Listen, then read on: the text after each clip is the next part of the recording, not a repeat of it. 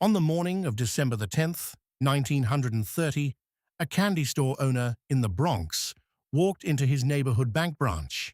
He was not there to make a deposit. He owned shares in the bank and he wanted to sell them.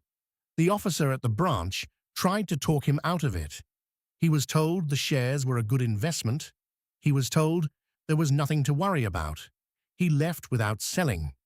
And then he told his neighbors that the bank had refused to buy back his stock. By that afternoon, there were thousands of people outside the branch. By nightfall, the line had spread to other branches across the city. By the following morning, the bank was closed. Its name was the Bank of United States. It had 57 branches in all 5 boroughs and more than 400,000 depositors. Most of them were immigrants. Fewer than half of them listed English as their first language. It was the largest bank failure in the history of the United States up to that date. What the records would later show is that when the bank was finally liquidated, it paid back roughly 83 cents on every dollar it owed. A bank that pays back 83 cents on the dollar is not a bankrupt bank. It is a bank that ran out of cash before it ran out of assets, and it was allowed to die.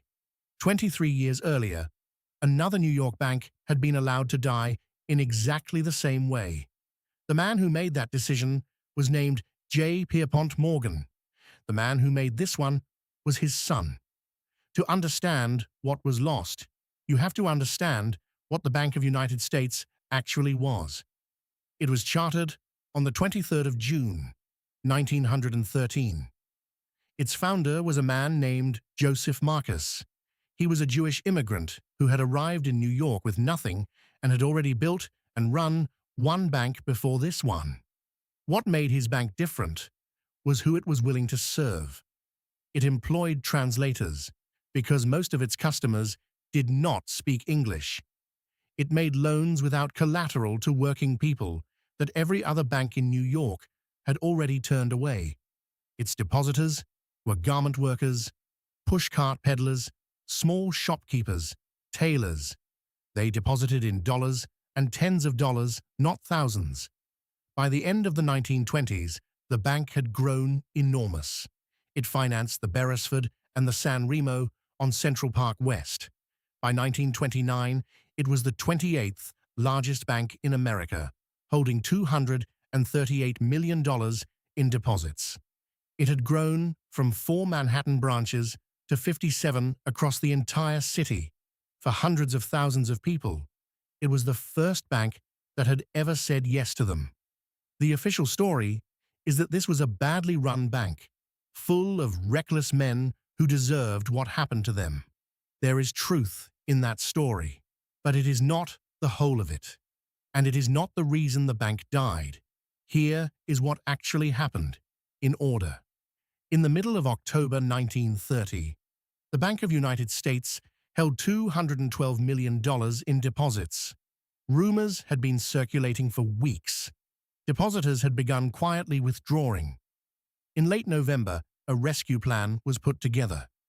4 banks would merge with it, and the problem would disappear inside a larger institution. The merger was days from completion. Then, on the 8th of December, it collapsed. The merger partners had made one demand. They wanted the other New York banks to guarantee them against heavy withdrawals. Those guarantees could not be secured. The other New York banks would not sign. The amount needed to hold the bank together was $30 million. $30 million in a city whose banks held billions. On the 10th of December, the candy store owner walked into the Bronx branch. By the 11th, it was over. The superintendent of banks signed the closure order that morning. What the records would later show is that in the same month that this bank was allowed to fail, other New York institutions in trouble were quietly supported and survived. The man who signed that order was named Joseph Broderick. He was 49 years old, and he was the superintendent of banks for the state of New York. He had known there were problems inside the bank since the summer of 1929. He had spent 18 months trying to find a way to fix it quietly. On the night of the 10th of December, he went to the clearinghouse to ask the assembled bankers for help one last time. With him was Herbert Lehman, the Lieutenant Governor of New York. The room was full of the most powerful bankers in the United States. Broderick told them what would happen if the bank closed. He told them the failure would not stay inside one bank. He told them it would spread through the whole city and then through the country.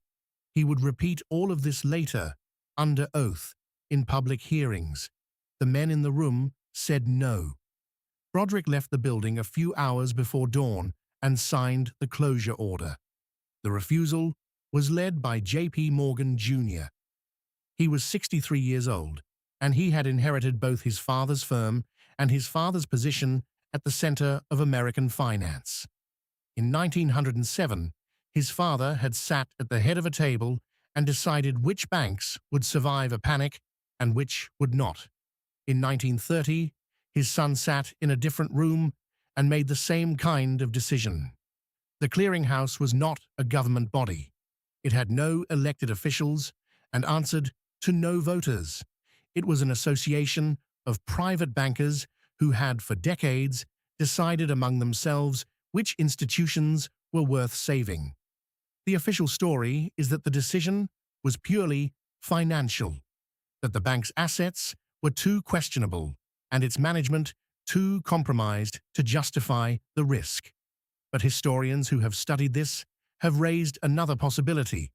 Rebecca Kobrin, a historian at Columbia University, has written that some scholars argue it was precisely the Jewishness of the bank that discouraged the partners at J.P. Morgan from stepping in. The bank's name, its founder, its officers, and the overwhelming majority of its 400,000 depositors were Jewish. Every other large bank in New York in 1930 was run by men who were not. This is an argument, not a verdict. It is contested. It is in the scholarly record, and it has never been settled. What is not contested is the arithmetic. $30 million was not found, and a bank with 83 cents of real value behind every dollar was allowed to fall. Bernard Marcus was 40 years old. He had been the bank's president since his father died in 1927. Saul Singer was the vice president. He had come from Sevastopol in 1899 and built a garment business before he ever entered banking. In 1931, both men were tried. They were charged with the willful misapplication of $8 million of the bank's money. The case turned on complicated bookkeeping between the bank and its affiliated companies. They were convicted. The judge was named Donnellan. Marcus and Saul Singer were sentenced to between 3 and 6 years in state prison. They went to Sing Sing. Saul Singer's son Herbert was also convicted and sentenced to between 3 months and 3 years. They were the only people who went to prison over the collapse of the Bank of United States. The men in the room who had refused the $30 million were never charged with anything because they had not broken any law. Meanwhile, the liquidation of the bank went on for 14 years. Depositors were paid slowly, in installments, as loans were collected and assets sold, and stockholders sued. By the time the public knew how much the bank had actually been worth, most of them had spent 14 years waiting to find out. The men in the room. In 1907, the room was a private library on Madison Avenue. In 1930, the room was the clearinghouse on Cedar Street. In 1907, the man at the center was J. Pierpont Morgan. In 1930, the man at the center was his son. In both years, a bank that could have been saved was not saved. In both years, the decision was made by private men in a private room, and no elected official was present. In both years, the bank that died was the one that had grown fastest and belonged least. They were not elected. They answered to no Congress. They kept no minutes that the public would read for decades, and in both years, the failure they permitted became the argument for the institution that followed. In 1907, the answer was a central bank. In 1930, the answer would be deposit insurance. In November and December of 1930, 608 American banks closed their doors. The Bank of United States was one of them.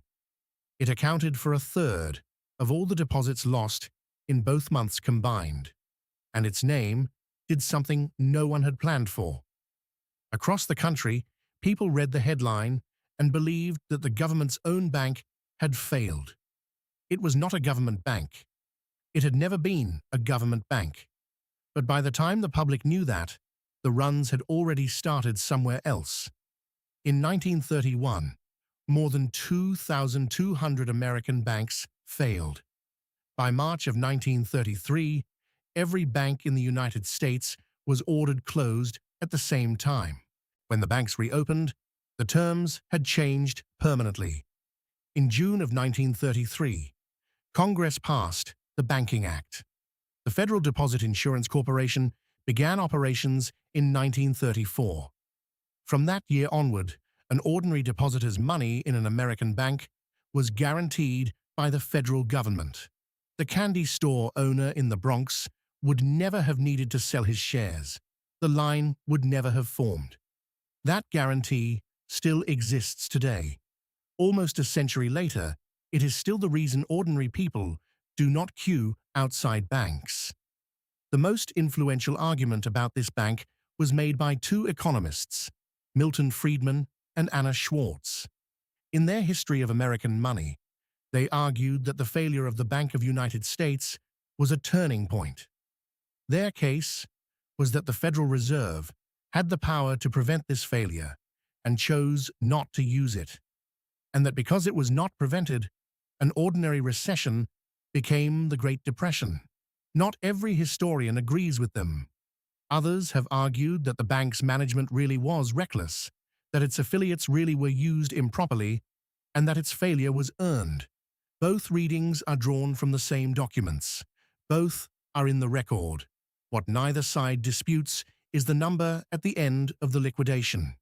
A bank whose assets covered more than 80 cents of every dollar it owed was not saved for want of 30 million. Joseph Broderick spent the rest of his career being blamed for a decision that was not, in the end, his to make. The depositors of the Bank of United States were finally paid in full installments that ended in 1944. 14 years. Some of them did not live long enough to collect. Bernard Marcus served his sentence and lived until 1954. Saul Singer died in 1948. Joseph Broderick died in 1959. J.P. Morgan Jr. died in 1943, 11 years before the man he refused to rescue. The buildings the bank financed are still standing on Central Park West. People live in them. Most of them have never heard the name of the bank that built them. The Bronx branch, where the run began, is gone. What survived is the sticker on the window of every bank in America. $250,000 per depositor, guaranteed in every institution in the country. Nobody queues. Nobody has to know whether their bank is solvent. That is what 400,000 people bought without being asked in December of 1930. The men in the room were never punished because they had not broken any law. There was no law. That was the point. $30 million was the price of keeping the Bank of United States open. Nobody in that room thought it was worth paying.